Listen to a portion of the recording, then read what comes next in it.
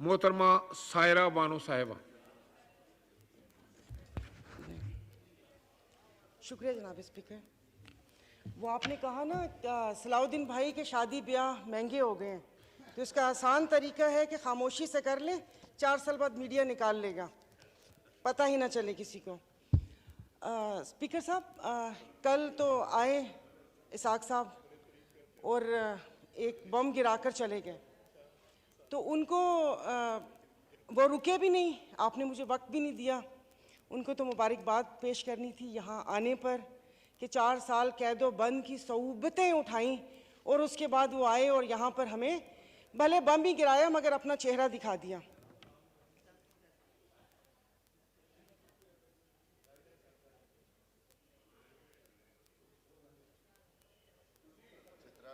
जी मोहतरमा सायरा बानो नहीं, साहिबा। वो मैंने कहा शायद ज़रूरी बात है मैं भी सुनूं कि कौन सा वो। तो जनाब स्पीकर, इधर जिससे भी पूछा उन्होंने कहा कि भाई ये जो IMF से मुआहदा हुआ है ये मुल्क के लिए बहुत ज़रूरी है और ये है वो है, तो मैंने भी कोई तनकीद नहीं करनी थी। अब जाहिर है पाकिस्तान को डिफ़ॉल्ट होता तो नहीं देख सकते, हालांकि गो कि इसमें मेरा कोई हिस्सा नहीं है, तो लेकिन मैंने सिर्फ वज़ीर ख़जाना साहब को एक रिक्वेस्ट करनी थी कि 15 और 25 वाले को तो छोड़ें, मुझे एक 50,000 वाले का बजट बनाकर दिखा दें।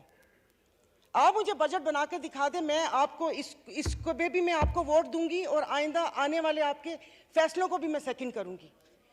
सर, ये कौन सी बात है कि आप आए, आप जिस दुख तकलीफ और कर्ब से गुजरते ही नहीं हैं, उससे गुजरते ही नहीं हैं, और आप यहाँ पर आके भाषण देते हैं कि ये हमें मुश्किल फैसले करने पड़ेंगे। मुश्किल फैसले अपने लिए करें ना, अपने लिए क्यों नहीं करते? अवाम को सादगी का दर्स दिया जा रहा है, इनके एक एक लिबास और इनकी अशिया जो इस्तेमाल करते हैं उनकी कीमतों का आपको अंदाजा है। डेली एक फोटो शूट आता था, 15 लाख रुपए का कोट, 10 लाख का जूता, 15 लाख का स्कार्फ। ये एक पाकिस्तान जो डिफॉल्ट हो रहा है, वेंटिलेटर पर है, उसकी आवाम को ये मजाक, एक तस्वीर ट्विटर पर डेली शेयर होती थी। मुझे सिर्फ एक 50,000 वाले के जीने का हक छीन लिया है उन लोगों से। आप मुझे बताएं कि ये पेट्रोल के लिए यहीं पर ही थे। मेरी एक और आपसे रिक्वेस्ट है कि कोई ऐसा रूल है कि जो हुकूमत है वो यहीं बैठी रहे और अपोजिशन के वो बेंच हो जाए, क्योंकि मेरे ख्याल में इन बेंचेस में, इन चेयर्स में कोई प्रॉब्लम है कि यहाँ पर बैठने वाला बोलता है और वहाँ पर जाकर सुम्मुन बुकमुन उम्यून बन जाते हैं ये लोग, इनकी जुबान नहीं चलती। और यही जब मैं वहाँ पर बैठ के हुकूमत पर तनकीद करती थी तो यहाँ पर सब बैठे डेस्क बजाते थे। आज जब मैं यहाँ पर खड़ी होकर हुकूमत पर तनकीद करती हूँ तो उन सबको प्रॉब्लम होता है। तो जनाब स्पीकर, इन्होंने तो यहाँ तकरीर कर दी, इस तकरीर के बाद अगर इतनी हिम्मत है, कल मैं एक ग्रोसरी शॉप तक गई थी, वो भी कोई F6 नहीं गई थी, यहाँ कोई चाइना मार्केट के पीछे कोई दुकान है, वहाँ पर जाकर आप लोगों की तकलीफ, उनकी आंखों से उनका अंदाजा लगा लें। मुझे यहाँ पर कल ये करंट डेफिसिट और खुदा जाने क्या क्या बता रहे थे, मैं या आप अपने हलके में जाकर किसी गरीब आवाम को क्या इनको करंट डेफिसिट बताएंगे कि हमारी अयाशियों से तुम लोग इस साल तक पहुंचे हो, अब तुम ही लोगों को बर्दाश्त करना पड़ेगा, ये कुर्बानी तुम लोगों को देनी पड़ेगी। लेकिन फिर मैंने सोचा कि कुर्बानी तो हलाल जानवर की जायज़ है, तो इसका मीन हम हलाल हैं, जिनकी कुर्बानी नहीं है उनकी कुर्बानी जायज़ नहीं है। अब आप देख लेंगे कि यहां पर उठते ही जो बोला था, मैं आज इस फोरम पे अपनी पार्टी की तरफ से, मुस्लिम लीग फंक्शनल और सदर पीर पगारा और सदरुद्दीन शाह की तरफ से मैं आप बिलावल साहब को मैं दावत देती हूं कि आप सिंध से महंगाई मार्च शुरू करें, हम आपके साथ हैं। और मैं अपने एमक्यूएम के भाइयों को भी कहती हूं कि वो वहां से यहां आए थे ना कि महंगाई है, तो ये वक्त है अपनी महाजर कौम के सारी गिले दूर करने का, कि तब भी आप लोगों के साथ थे महंगाई के लिए और आज भी इस हुकूमत को लात मारी है इस महंगाई की वजह से। लेकिन हम यहाँ पर बैठ के सिर्फ बातें करेंगे। यहाँ पर मेरी कुछ मेंबरान से बात हुई है, नाम नहीं लूंगी मैं। एक से मैंने कहा कि कल तुम डेस्क तो ना बजाते, सुन ली थी तकरीर, कहता गरीब पैदा क्यों होता है, गरीब का कसूर है। इधर किसी ने मुझे बोला कि मुसलमान को सब्र और शुक्र का दर्स दिया गया है, सब्र शुक्र करें, पूरी दुनिया में महंगाई है। मैं टिम हॉटन्स और क्या कहते हैं PSL का मैच देखने वाले और कराची 2 दरिया में खाने वालों की बात नहीं कर रही, मैं उसकी बात कर रही हूँ जिसके 5-5 बच्चे हैं और एक बाइक है, वो पेट्रोल भरवाएगा, दवाई लेगा या क्या करेगा। इन्होंने यहाँ पर वो कहते हैं ना कि शहद में घोल घोल के यहाँ पर सारा ये बजट बता दिया। मैं वैसे लिखा हुआ पढ़ नहीं सकती, इसलिए कि उसमें जज्बात नहीं होते, वो रीडिंग होती है। जैसे कल परसों ये वजीर खजाना साका साहब ने आके बिना जज्बात के यहाँ पर आकर कागज पढ़ के और ये जा और वो जा दूसरे के ऊपर, और पीछे यहाँ पर बैठे हुए सारे पीछे डेस्क पे जा रहे थे कि उसने वो कर दिया, क्योंकि इनकी तो दुकान चल रही है। मैं उस दिन नहीं थी, मैं उनको खराजे तहसीन पेश करती हूँ मुफ्ती अब्दुल शकूर को कि जिन्होंने एटलीस्ट इन 2 वजारतों के कपड़े उतार कर हम लोगों को दिखाए। ये ऐसे नहीं होगा। मुझे बताएं कि वो अवाम ही नहीं रहेंगी तो आप लोग हुकूमत किस पे करेंगे? और बिजली की बात कर रहे हैं तो आप मुझे बताएं कि आईपीपीस के मुआहदे किसने किए थे? आईपीपीस के मुआहदे तो इन्होंने किए। स्पीकर साहब, आपकी तवज्जो चाहूंगी। और कल उन्होंने कहा कि हुकूमत जैसे ही संभलने वाली थी तो सैलाब आ गया। तो जनाब स्पीकर, मुझे माफ कर दीजिए, जिस वक्त सैलाब आया तो उस वक्त तो हम अपनी जिंदा दिली का सबूत दे रहे थे। 75 करोड़ आवाम के खून पसीने और टैक्स की कमाई से हम यहाँ पर तकरीबात कर रहे थे।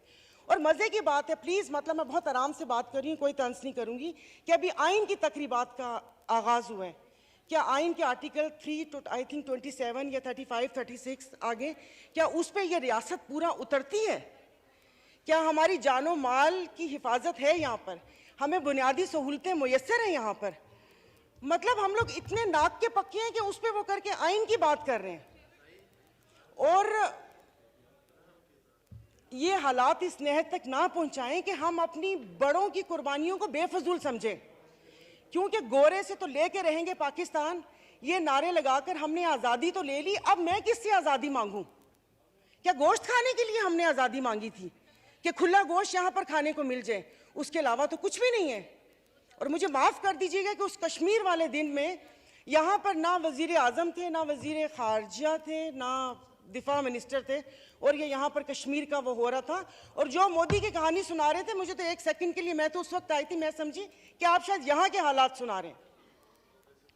मुल्क को पता नहीं आप लोगों ने कहाँ से कहाँ पहुँचा दिया। टैक्सीज की बात करें, जैसे अभी मेरे भाई ने बोला कि रमज़ान आने वाला है, मशरूबात पर, अरे मीठे मशरूबात पर क्यों टैक्स लगा रहे हैं? कड़वे मशरूब को लीगल करके उसके ऊपर टैक्स लगाएं ताकि रेवेन्यू भी मिले पाकिस्तान को।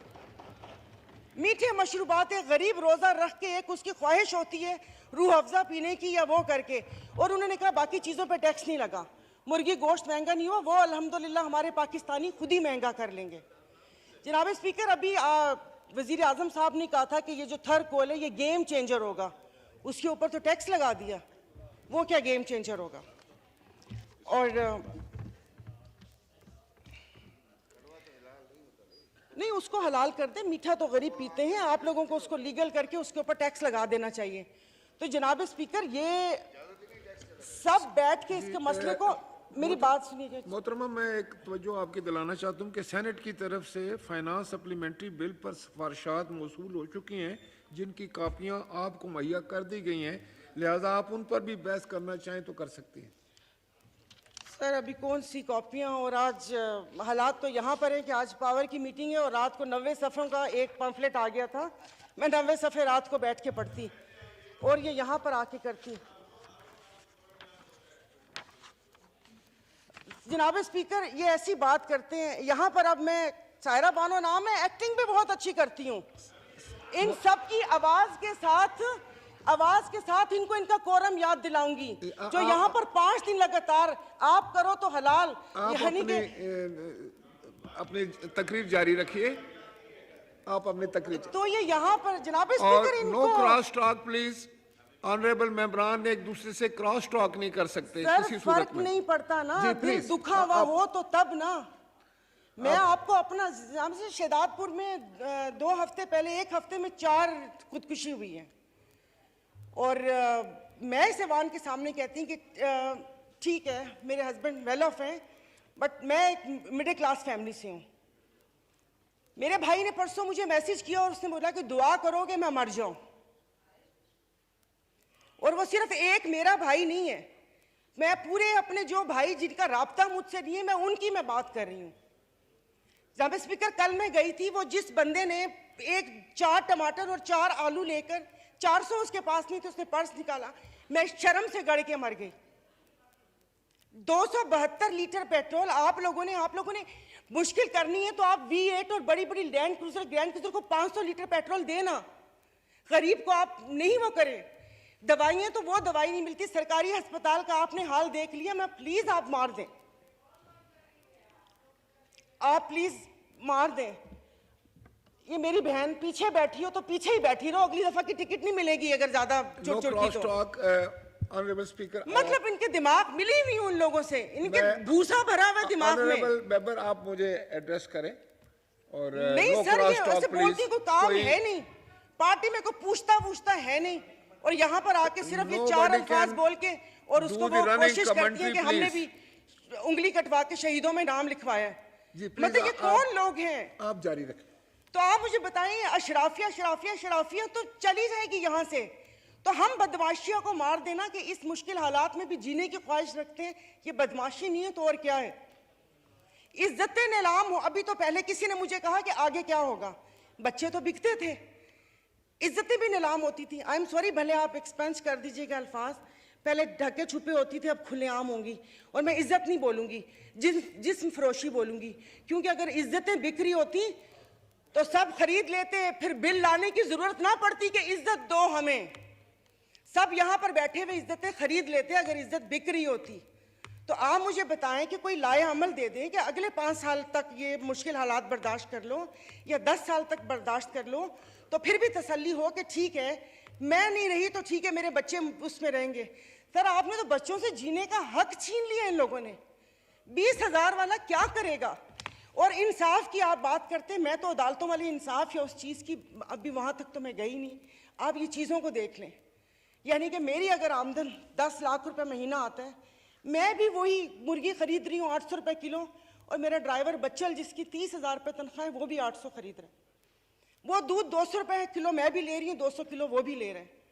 मैं घर में अब ग्रोसरी नहीं लाती इसलिए कि मुझे शर्म आती है कि वो ड्राइवर बावर्ची उठाएगा तो उसके दिल में क्या होगा कि ये थैले भरे आ रहे हैं और उसके घर में खाने को है या नहीं है। 2-2 किलो की चीज़ मंगवा लेती हूँ कि जाओ बेटा सामने से लेकर आ जाओ। तो आप मुझे बताएं, मतलब थोड़ा सा जीने का हक दे दे, खुदा पाक को जाके जवाब देना। यहाँ पर आप आयतें पढ़ाते हैं, आयतें पर्दा कर चुकी हैं, आयतें पर्दा कर चुकी हैं। अभी ये कहते हैं वो तकरीर ना, ये इनको शर्म नहीं आती, रात के अंधेरे में पेट्रोल का पंप गिराते हैं, तो वो भी जरूर रात के अंधेरे में पेट्रोल का पंप गिराते हैं। मुझे तो समझ नहीं आ रही थी, चश्मा नहीं था, मैंने कहा ये क्या हो गया, शायद मैं रात को रोई हूँ, अल्लाह पाक ने मेरी दुआ सुन ली। पता चला वो पिछले थे मैसेजेस ना, जब वो यहाँ पर बैठा करते थे। अब सब कुछ जायज़ है, सब कुछ हलाल है। यहाँ पर बहुत तुर्की हमारे भाई हैं, और शुक्र अल्हम्दुलिल्लाह शाम का नाम भी लिया, क्योंकि पहले 1 हफ्ता तो उस बेचारे का नाम ही नहीं था। फिर जब इंटरनेशनल मीडिया ने डालना शुरू किया तो हमने भी शाम बोलना शुरू कर दिया। हमारे भाई हैं, हमारे मुश्किल वक्त में खड़े होते हैं, दिलो जान से मदद करनी चाहिए। वहाँ पर जाने के लिए उतावले थे, कभी कहाँ तबाही आई हुई, उस दिन कोई पहुँचता है, उस दिन कोई पहुँचते जाएं तो तब कि आप अपनी वेल्थ में से, जैसे ये भाई ने बोला कि हम लोगों से तो ले ली तनख्वाह, अवाम से भी वो दे दिया, अवाम के पास है जो अवाम डोनेशन देगी, वहाँ पर अल्लाह पाक उनकी मदद करेगा। और वो रियासत माँ जैसी है, उनके हुक्मरान हमारे जैसे नहीं हैं, उनके लिए वो खड़े हैं। दबी हुई अवाम के लिए हम इज़ारे यकजहती के लिए बेचैन हो रहे हैं, लेकिन यहाँ पर जो मरी हुई फाकों से अवाम है उसके लिए कोई दिल में दर्द नहीं है। तो अभी ये आइन की तकरीबात के लिए कितने पैसे वो हुए, इन्होंने अभी बोला कि हम तनख्वाह नहीं ले रहे। 1,80,000 से क्या होता है, वो तो वैसे ही एक वक्त का खाना है, खाना पीना तो। लेकिन बाकी जो चीज़ें हैं वो, ये जो गाड़ियाँ, ये फ्यूल कार्ड, इनकी ताम झाम, इन सब पे कितना पैसा खर्च होता है। देखो खुदा का खौफ कर ले, मेरे पास कोई अल्फाज नहीं है, ये सारा कुछ मैंने लिखा था लेकिन ये बेफजूल है। मैं किसको इशारिये सुनाऊंगी कि 13 पॉइंट ये हुआ, मोडीज की रेटिंग ये है, वो ट्रांसपेरेंसी ने ये बोला वो बोला। हम में से तो किसी को भी जरूरत नहीं है, सब अल्हम्दुलिल्लाह खाते पीते घरानों से, सब अल्हम्दुलिल्लाह खाते पीते घरानों से, लेकिन किसी और का तो सोच लें। तो ये यहाँ पर प्लीज़, मतलब अब तकरीबन साल होने वाला है, आप भी कहते रहे, लेकिन यहाँ पर आने की तौफीक नहीं हुई। मैं कुछ लोगों को, आप लोगों को दिलचस्पी होगी, आप यकीन नहीं करें, मुझे इस ऑडियो लीक से पीटीआई क्या कर रही है क्या नहीं कर रही है मुझे कोई दिलचस्पी नहीं है। सब जाएं भाड़ में, लोग अवाम मर रही है, आप उसको देखिए।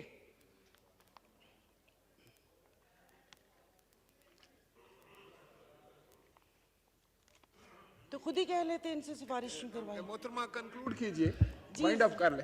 तो मैं वाइंड अप ही कर रही हूँ। मेरे पास तो कोई ज़ाहिर है वो इतने ना इशारिये हैं, ना मैंने मौशियात इतनी पढ़ी हुई है। कॉलेज नहीं था वो, ऐसे ही वो कॉलेज था, साइंस कॉलेज नहीं था, आर्ट्स कॉलेज था, समझ भी नहीं आती थी। मौशियात एग्ज़ाम था, 30 नंबर थे, 3 ग्रेस मार्क मिले थे, 33 नंबर हैं मौशियात के। और एक ही याद है कि इंसान मौशी जानवर है, लेकिन घर का किचन चलाती हूँ, घरेलू औरत हूँ, तो मुझे पता है कि ये सब, आई एम सॉरी, ये सब बकवास है ये जो बता रहे हैं। इससे ये होगा, इससे वो होगा, इससे ये होगा, इससे वो होगा। जिस वक्त खाना बनाने या किचन में खड़े ना, उस वक्त आटे दाल का भाव पता चलता है। शुक्रिया, बहुत मेहरबानी।